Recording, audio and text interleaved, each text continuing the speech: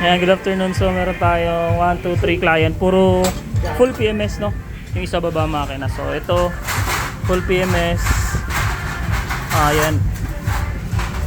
Ayan, so top overall, engine refresh. Full PMS natin. Engine refresh, FI cleaning, water seal. Tapos clutch damper, clutch lining. So yun yung mga gagawin niya, no? So ito, malinis na yung mga parts. And then full PMS yan. Ito full PMS din, patapos na. Balikan na lang. Aga pa yung thermostat. Thermostat to dito. Tapos ito kay bossing, medyo malaki yung problema. So ayan, makikita natin dito na ang itim-itim ng langis niya, no?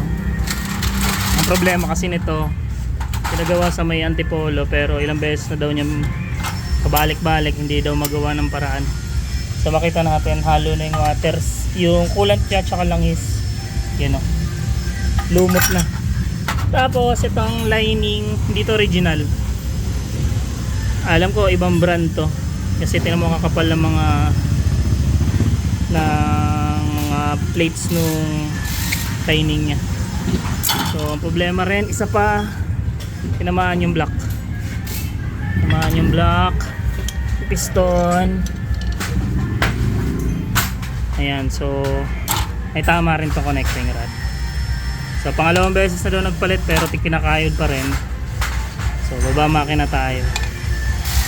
So binigyan natin quotation si bossing. Ewan ko kung i-go niya, kasi medyo malaki-laki gastos. So tingnan natin. So ito yung ibang parts nung isa. Makikita natin, no? Pit-pit na yung tappet screw. Ayan. Pit-pit na yan. So ito, yung original langis niya, maitim na. Yung camshaft niya tinamaan, no?